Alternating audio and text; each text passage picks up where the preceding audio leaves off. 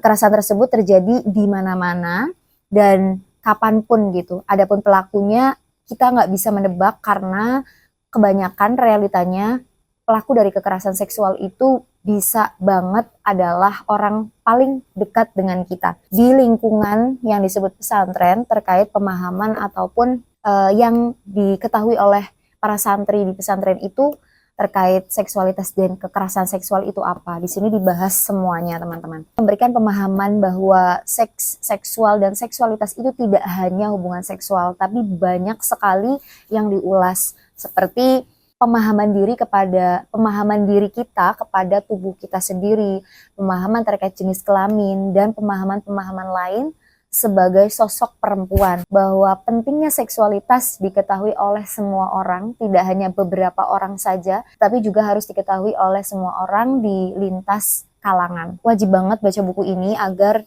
teman-teman bisa lebih mendapatkan referensi yang lebih mendetail, dan referensinya tuh tidak dipandang sebelah mata, karena ini melalui penelitian real turun di lapangan. Assalamualaikum warahmatullahi wabarakatuh. Teman-teman, kembali lagi dengan kami, Paham Perempuan.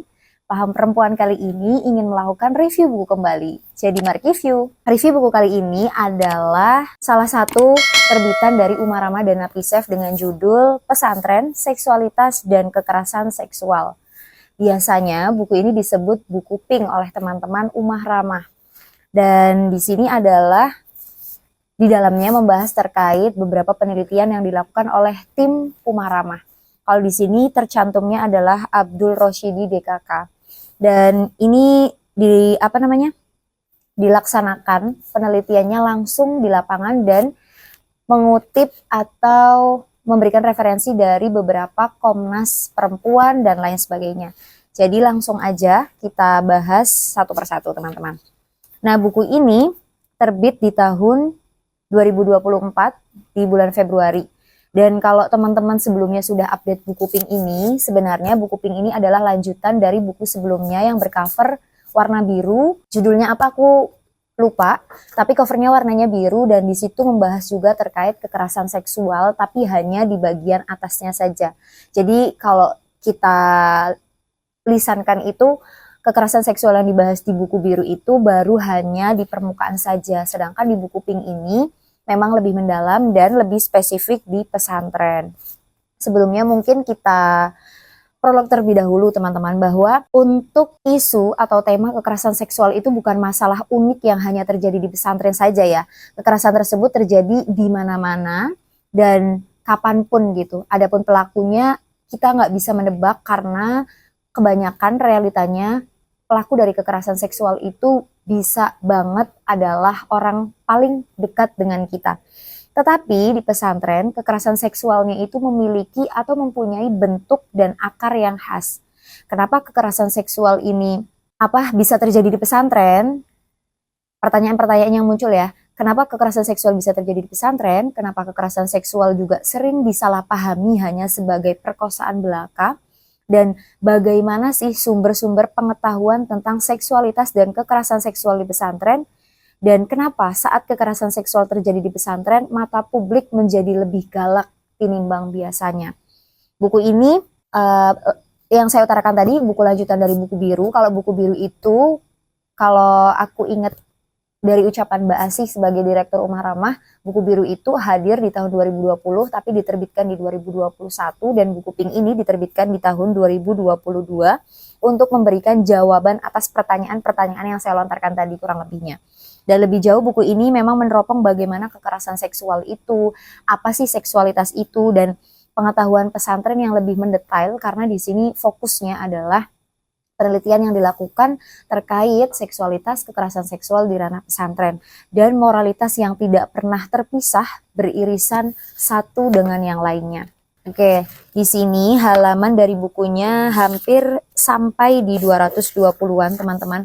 Dan karena yang melakukan penelitiannya itu karena lebih dari satu orang, jadi di sini juga di bagian akhir itu diinformasikan siapa saja yang melakukan penelitian, siapa saja yang terjun langsung di lapangan. Nah, di dalamnya juga terdapat 6 bab, teman-teman.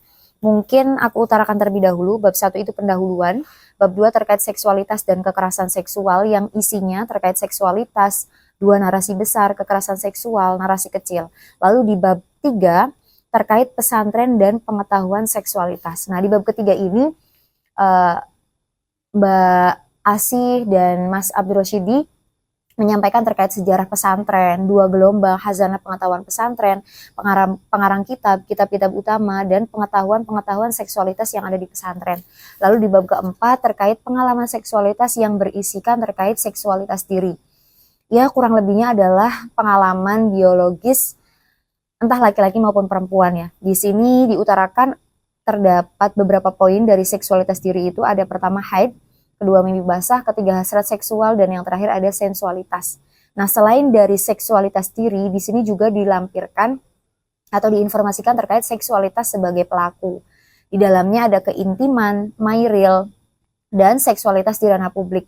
Ada juga pencarian pengetahuan terkait seksualitas. Nah, di bab kelima, ada pengalaman kekerasan seksual. Jadi, di sini dibahas terkait perbedaan-perbedaan pemahaman yang dirasakan oleh para santri, khususnya di pesantren tadi.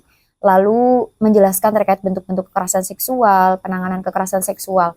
Di bab ke-6, menelusuri akar-akar kekerasan seksual. Jadi di sini membahas terkait patriarki, prokreasi, mitos kejantanan, fragmentasi seksualitas, dan sami'na wa ata'na.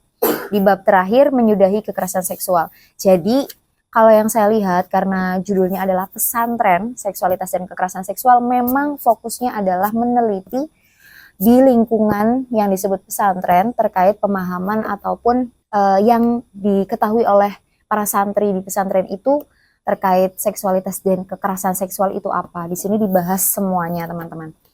Nah, kita masuk di pendahuluan terlebih dahulu kali ya.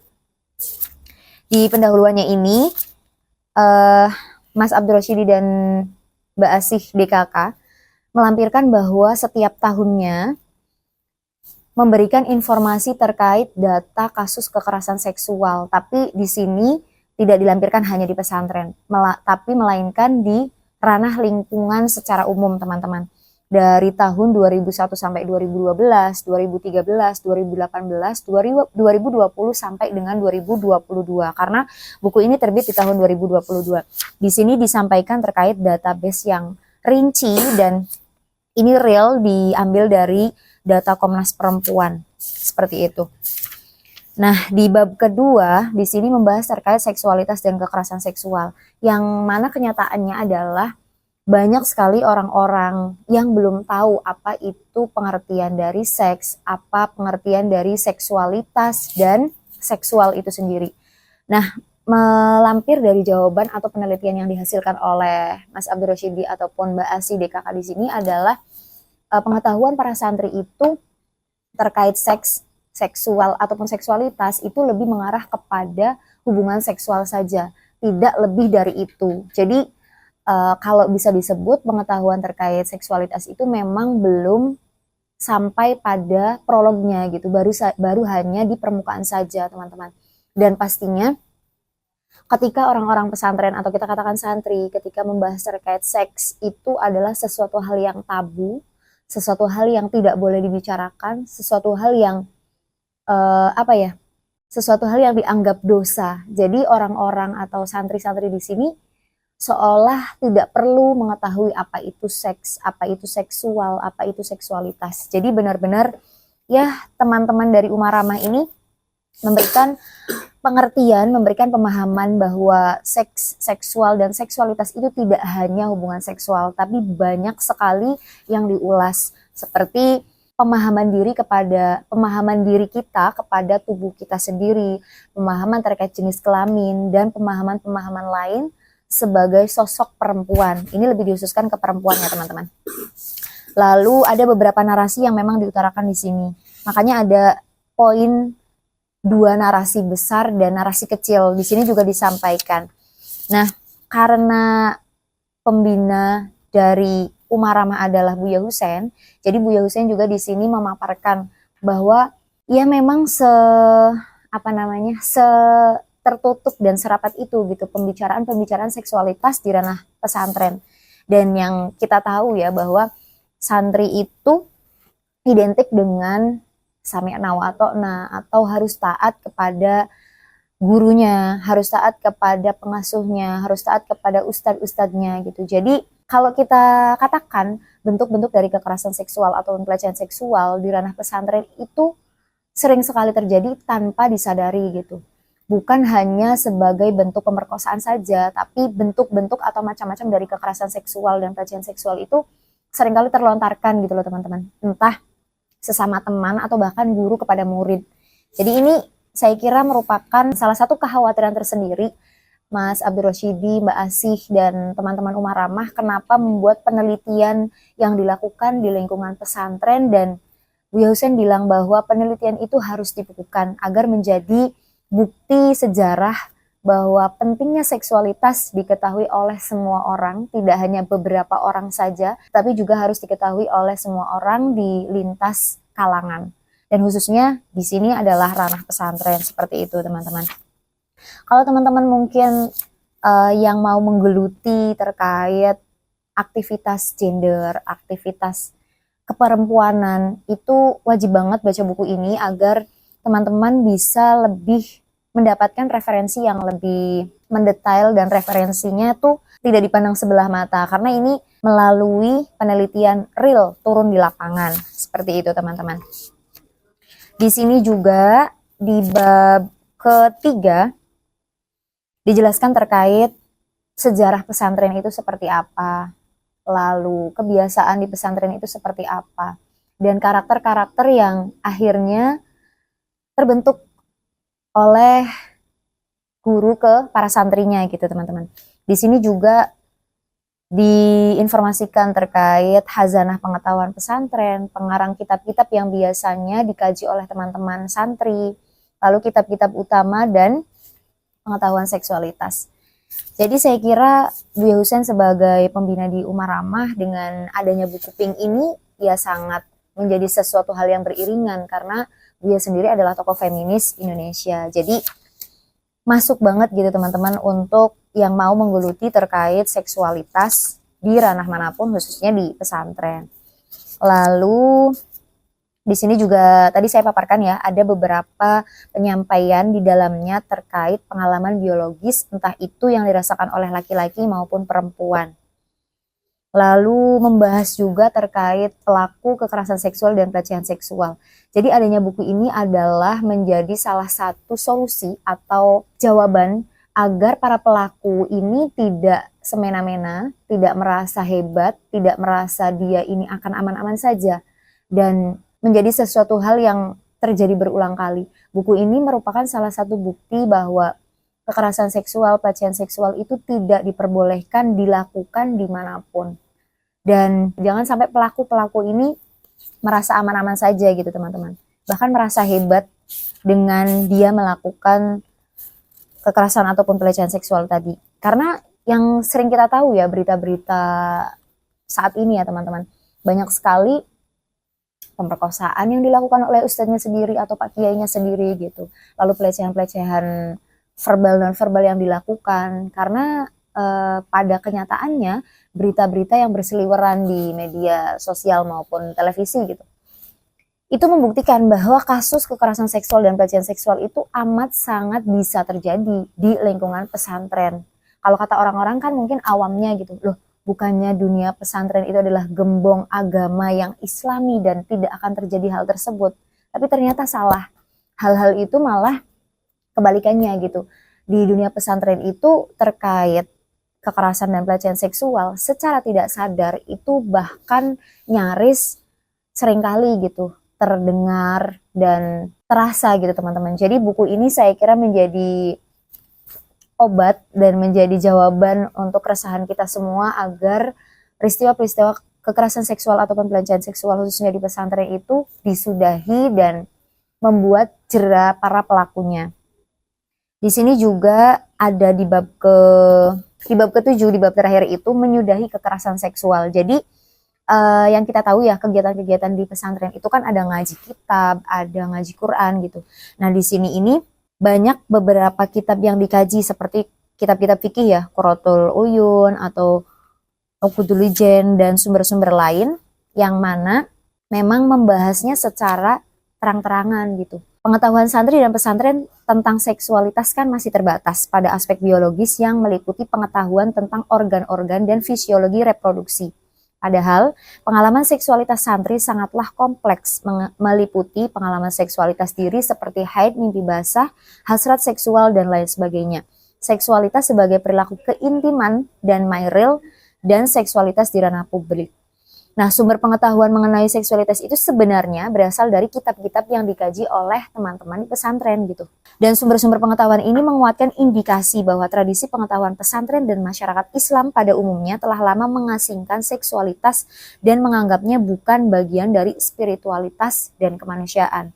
Jadi banyak yang menganggap bahwa ketika mengkaji kitab gitu ya, dengan terang-terangan dalam hal ini menuju ke rumah tangga, biasanya kan buku-buku kitab Qurratul Uyun itu kan dikaji untuk para santri melanjutkan kehidupannya khususnya di rumah tangga. Kadang-kadang di dalamnya itu tidak diberikan pengetahuan lebih secara mendalam, bahwasanya ya urusan-urusan fikih, urusan-urusan ibadah itu memang disampaikan secara mendetail tapi tidak diberikan pemahaman lebih gitu, bahwa seksualitas itu penting, bahwa proses pengalaman biologis ataupun pengalaman khasnya perempuan itu di situ sangat terlihat jelas gitu, tetapi tidak diberikan secara mendetail harus bagaimana kita menerima dan sadar bahwa perempuan itu berharga dan tidak diperbolehkan untuk menjadi korban dari kekerasan dan pelecehan seksual tadi, teman-teman. Di sini saya katakan dari awal bahwa data atau referensi yang dikutip dari teman-teman Umaramah ini adalah dari WHO, dari Komnas Perempuan, dan dari tahun ke tahun. Jadi kalau teman-teman mungkin udah follow ya di Instagramnya, di Umaramah itu setiap minggunya mereka merekap data kekerasan seksual yang terjadi di Indonesia khususnya. Di lingkungan manapun, tidak hanya di pesantren. Jadi ada update-annya gitu. Nah di sini juga diberikan mendetail terkait referensi yang mereka sampaikan di sini. Seperti itu. Lalu kadang-kadang kalau ngomongin seksualitas itu tadi ya teman-teman, menjadi tabu karena seolah pembahasan seksualitas itu menjadi sesuatu hal yang tidak sopan untuk dibicarakan. Padahal kan ya seksualitas itu adalah memahami diri kita seutuhnya sebagai manusia, khususnya di perempuan gitu. Jadi saya kira pendidikan pengetahuan terkait refleksi atau memahami ketubuhan seorang manusia itu saya kira harus ditanamkan sejak dini. Misalkan contohnya adalah anak-anak di usia PAUD, anak-anak di usia TK, RA, SD, SMP, SMA, dan seterusnya. Kenapa? Karena pengetahuan sex education itu kan lebih mudah ditanamkan sejak dini. Kesadaran-kesadaran itu dimunculkan sejak dini agar kedepannya itu tidak terjadi hal-hal kekerasan dan pelecehan seksual secara terus-menerus gitu. Jadi penting sekali kepada teman-teman yang menonton video ini, entah yang masih sendiri, entah yang sudah punya anak atau bahkan yang sudah punya cucu sekalipun, itu harus mengembalikan refleksi terkait pentingnya pendidikan sex education dan seksualitas ini.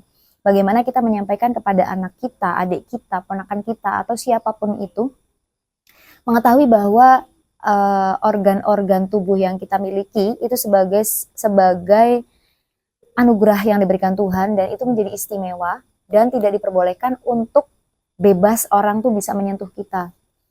Tapi memberikan pengertian bahwa ketika orang lain menyentuh tubuh kita dengan tanpa izin, itu kita boleh banget untuk melarang atau bilang nggak mau gitu.